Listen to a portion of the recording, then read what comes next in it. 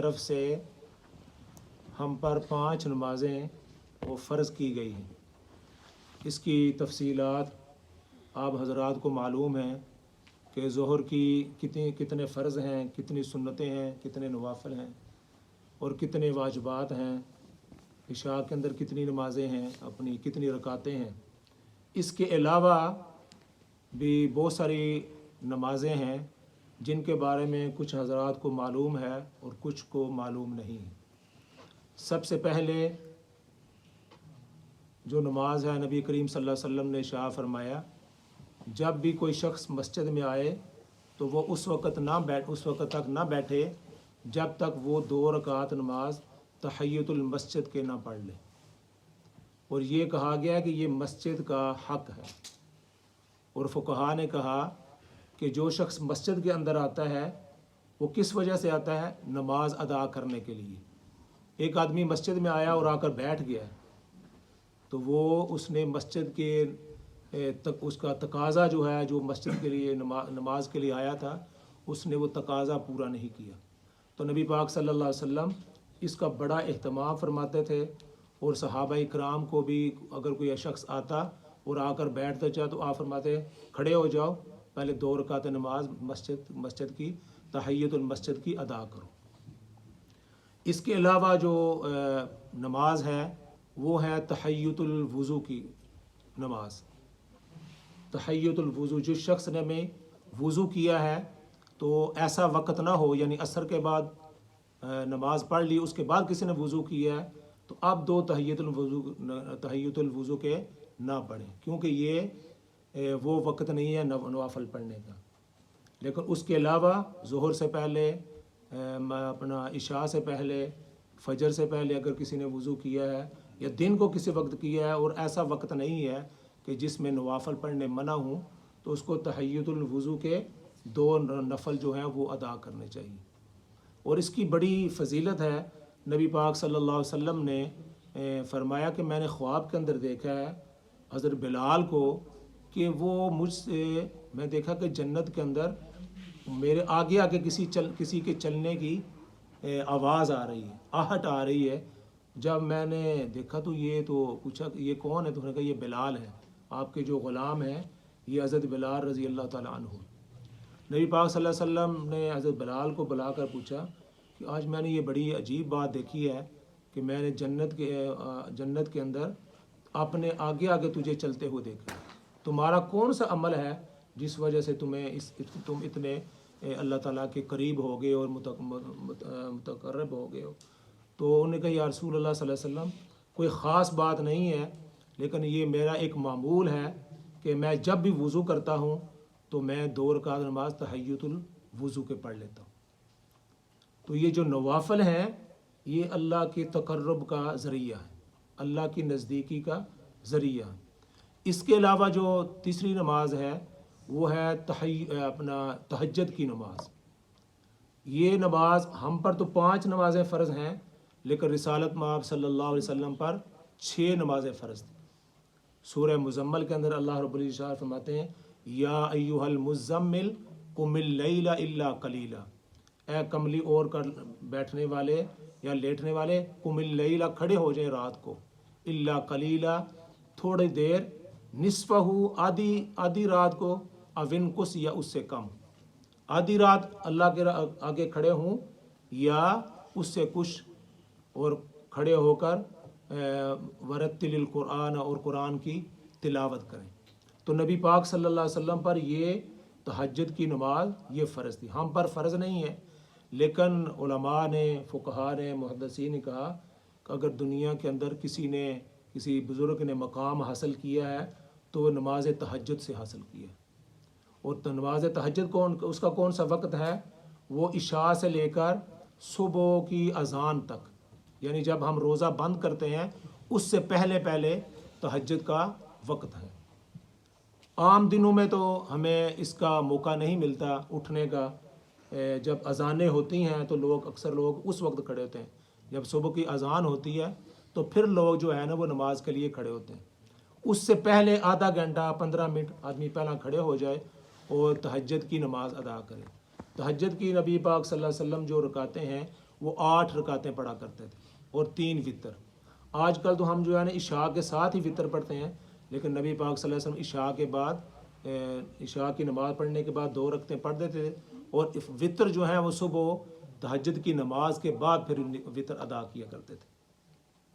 لیکن آج کل ہمارے لیے یہ سب کے لیے موقع ہے کہ جب ہم روزے کے لیے سحری کے لیے اٹھتے ہیں، اور ظاہر بات ہے سحری تو ہر بندے نے کھانی ہے، اس سے پہلے کھڑے ہو کر 8 رکعتیں اگر آدمی پڑھ لے تو اس کا تہجد گزاروں کے اندر اس کا جو ہے نا شمار ہوگا۔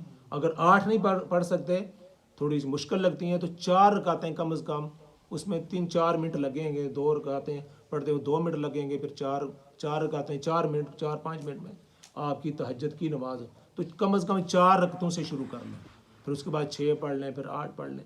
لیکن یہ صبح کا موقع ہے کہ اس وقت ہم تہجد کی نماز کو ادا کریں۔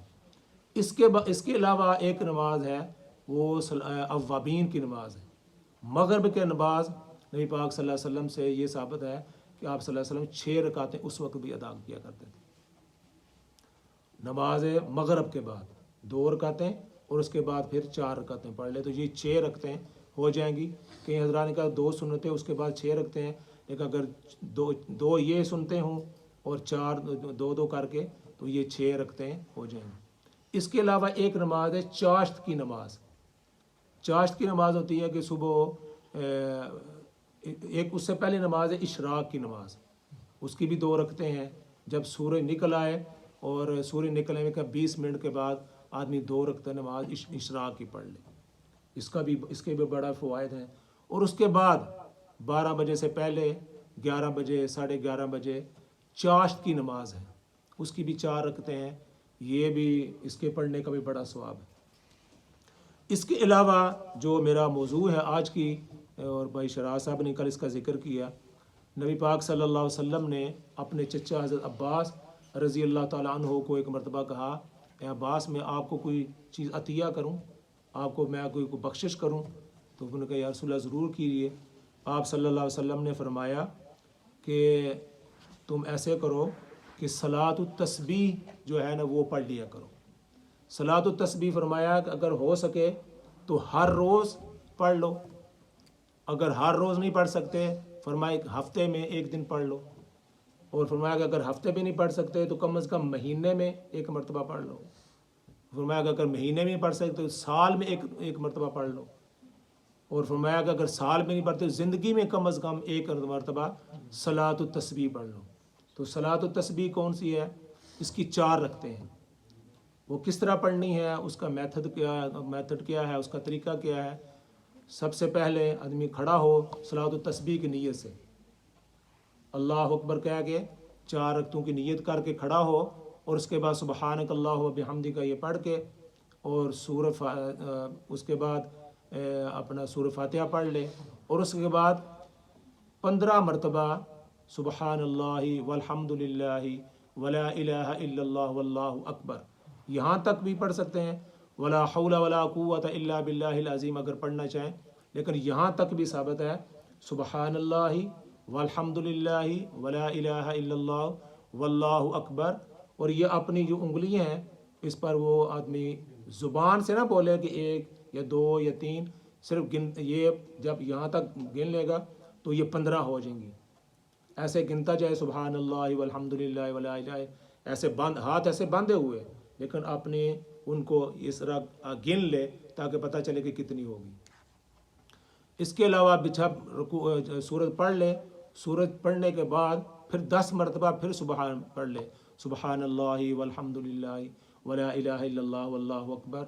پھر اسی طرح جب رکوع کے اندر جائے، اس رکوع کے اندر پہلے سبحان ربی العظیم پڑھے 3 دفعہ، اس کے بعد پھر 10 مرتبہ یہی پڑھے سبحان اللہ والحمد للہ ولا الہ الا اللہ واللہ اکبر، 10 مرتبہ رکوع کے اندر پڑھے۔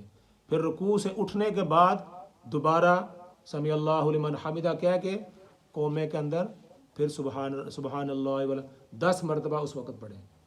پھر جب سجدے کے اندر جائے 10 مرتبہ وہاں پڑھے، پھر سجدے سے اٹھ کر پھر 10 مرتبہ پڑھے، پھر دوبارہ سجدے کے اندر جائے پھر 10 مرتبہ پڑھے، تو 75 مرتبہ 1 رکعت کے اندر ہوگی۔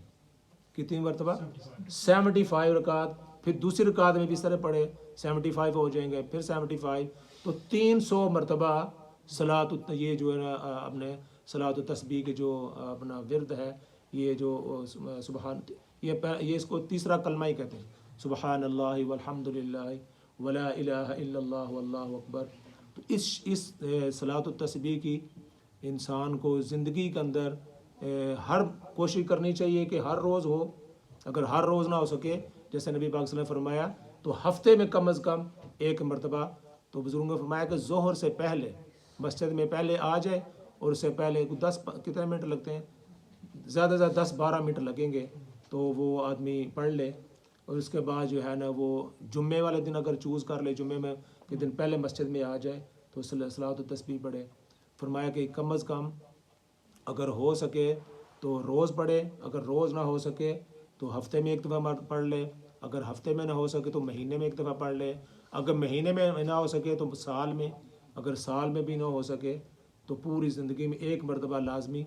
और अल्लाह ताला इसके बदौलत आपके अगले पिछले तमाम गुनाहों को अल्लाह ताला माफ़ फरमा देगा।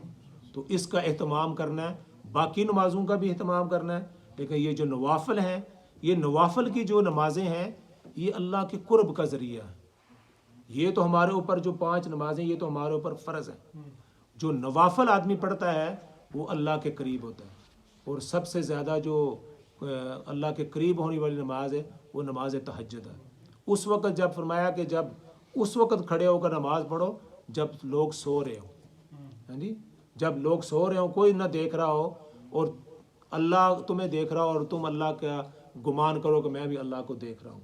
तो ये ऐसी नमाज है तहज्जुद की नमाज, और ये सलात तस्बीह, इसका बहुत ज़्यादा एहतमाम करना चाहिए। और रमज़ान के अंदर करेंगे तो उसका सवाब जो है वो दुगना और तिगना अल्लाह ताला अता फरमाएंगे। तो इसकी तरफ आपकी तवज्जो दिलानी मकसूद थी। अल्लाह ताला मुझे भी और आपको भी इस पर अमल की तौफीक नसीब फरमाए। व आखिरु दावाना अनिल हम्दुलिल्लाहि रब्बिल आलमीन।